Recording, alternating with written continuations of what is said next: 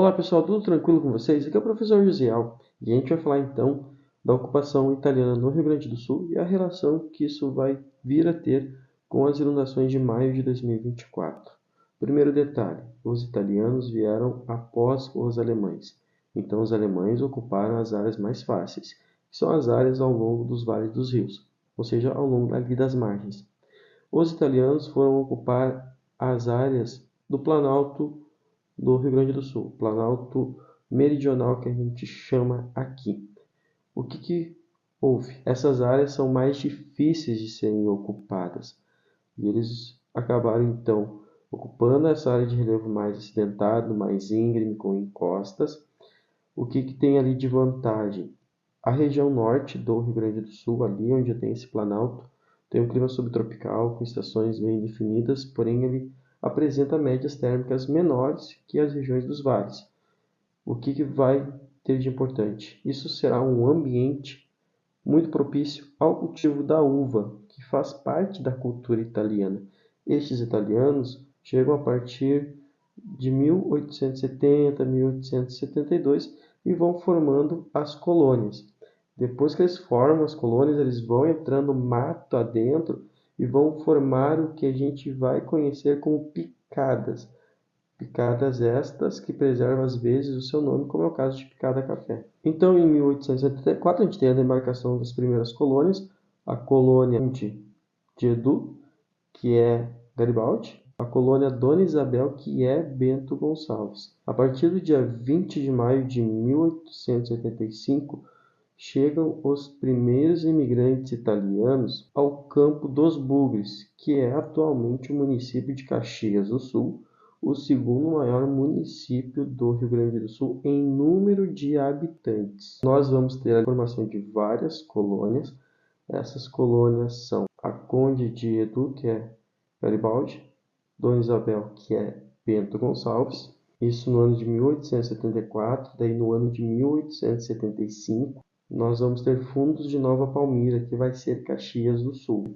Em 1877, nós vamos ter, então, Silveira Martins, próxima onde hoje é Santa Maria. Em 1884, nós vamos ter a colônia de Álvaro Chaves, que vai ser, então, o município de Veranópolis. Em 1885, nós temos, então, a formação de São Marcos e Antônio Prato. Então, aí estão alguns municípios de origem italiana na região do Planalto, muitos deles, para serem acessados hoje, a gente tem que passar por rodovias que recortam as encostas. Então, ali eu já tenho um grande detalhe sobre as inundações. Nas regiões de encosta, eu vou pensar apenas na inundação do rio? Não, nas regiões de encosta de relevo íngreme, eu tive muito deslizamento de terras, que interrompeu muitas rodovias. E como é que era o trajeto desses italianos até a região do Planalto? Eles desembarcavam lá no Rio de Janeiro, vinham até Rio Grande, pegavam a Laguna dos Patos, seguiam até Porto Alegre, depois seguiam em direção ao Planalto, desbravando o Rio Grande do Sul. Com eles vieram principalmente a cultura do vinho, obviamente eles praticaram outros tipos de agricultura, praticaram a pecuária e eles comercializavam muito. E esse comércio ajudou eles a acumular capital. Muitos destes italianos já tinham conhecimentos de ferraria, por exemplo, e a soma de acúmulo de capital, o conhecimento, vamos dizer assim, metalúrgico, vai contribuir para a formação de uma indústria pungente ali naquela região que se destaca até hoje na economia do Rio Grande do Sul. Então, o que a gente tem que compreender? Nós temos cidades de origem italiana em áreas de encosta de planalto, acima desses planaltos também, e para acessar essas estradas, eu tenho muitas rodovias nas encostas. Muitas encostas deslizaram, interromperam essas rodovias, e o que aconteceu? Nós temos a desconexão, ou seja, essas cidades, algumas delas ficaram isoladas com sérios problemas. Outras, com a elevação dos rios, nós vamos ter também a inundação de suas áreas urbanas e suas áreas rurais. A gente vai ver alguns mapas e depois a gente vai ver o Google Earth, essas cidades, esses municípios, onde eles estão localizados e como eles estão ligados a essa inundação terrível. Então aqui para vocês, pessoal, tem um mapa bastante antigo do Rio Grande do Sul. Dá para ver bem ali a localização de alguns municípios de origem italiana que estão localizados na região do Planalto Meridional e alguns deles estão localizados às margens desse planalto, nas bordas dele. Então a gente vai ter uma situação aí que vai ter a inundação e além da inundação em algumas áreas vão ocorrer muitos deslizamentos de terra. Daí agora a gente vê onde estão localizados alguns municípios e os seus nomes antigos, quando ali foram formadas as antigas colônias. Então, pessoal, aqui a gente já está na região conhecida como Serra Gaúcha. A gente tem um eixo com dois municípios e a gente já vem aqui para a área do Planalto, aonde? Onde eu tenho as encostas. Estas encostas, que fiquem bem claro para vocês, ao longo dessas grandes chuvas, nós tivemos aqui vários deslizamentos de terra.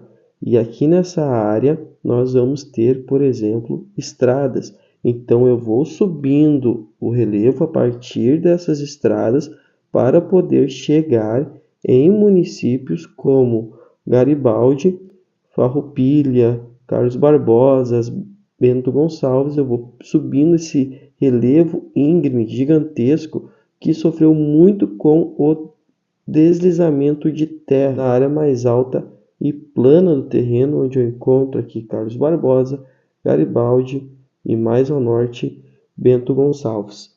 Bento Gonçalves vai ter uma relação muito próxima ali com o município de Veranópolis. A gente vai para lá. Porém, pessoal, para chegar em Veranópolis, saindo de Bento Gonçalves, eu tenho que atravessar a Ponte Ernesto Dornelles, a conhecida Ponte dos Arcos.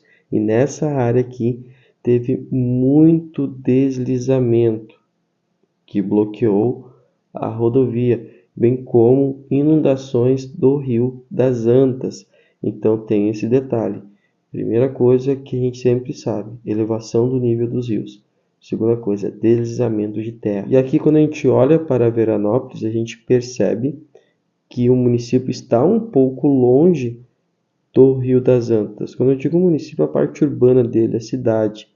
A gente tem as rotas de ligação, porém predomina o espaço rural. Numa área de relevo íngreme e na área mais alta e plana nós vamos ter o município de Veranópolis. Agora a gente chega nessa grande mancha urbana que é a segunda maior aglomeração urbana do Rio Grande do Sul, que é a Caxias do Sul.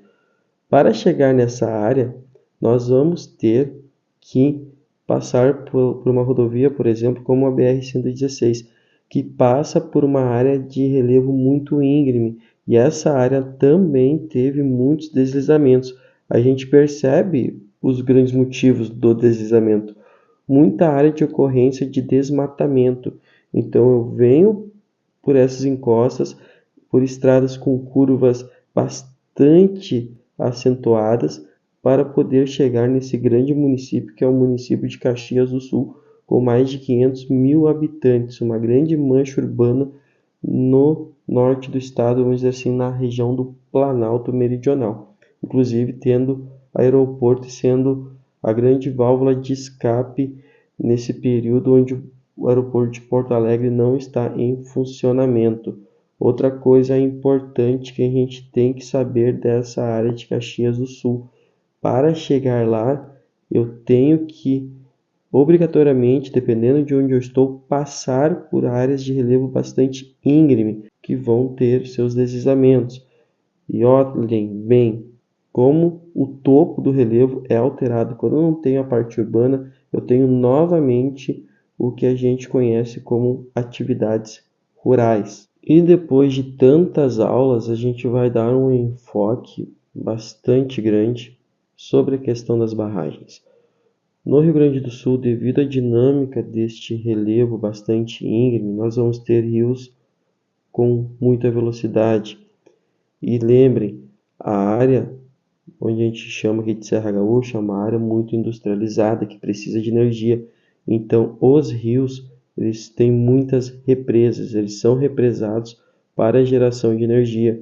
Então a água que estava aqui acumulada, quando veio a chuva, eu tive um acúmulo muito maior, inclusive com muitos riscos de rompimento dessas barragens, o que aumentaria o dano causado pela chuva com a intensificação das enchentes. Então essas áreas de municípios de origem italiana, vocês têm que pensar na indústria, a indústria necessita de energia e a energia é hidrelétrica. E para ter energia hidrelétrica, nós vamos ter a construção de usinas, bem como o represamento dos rios. Para represar os rios, eu tenho que construir barragens, que se mostraram um grande problema durante esse período de inundações. E para encerrar, a gente olha mais dois locais que são antigas colônias italianas, nas áreas mais altas e planas do terreno, que é o município de São Marcos. Notem que para chegar ali também eu tenho muito relevo acidentado e tem o Rio das Antas. Não dá para falar de Rio das Antas sem falar de Serra Gaúcha, nem falar de Serra Gaúcha sem falar do Rio das Antas.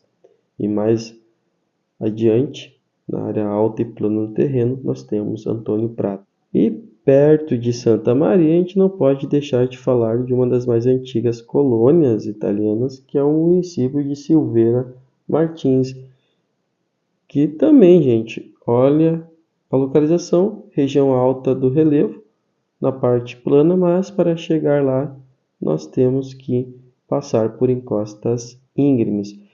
Então percebam, os italianos ficaram nas regiões altas e planas do terreno. As inundações podem não ter sido tão acentuadas, mas a gente tem o grande problema ali dos deslizamentos. Os alemães ocuparam mais as proximidades dos rios, enquanto os italianos procuraram ocupar as regiões mais altas e planas do nosso Planalto. Então era isso, galera.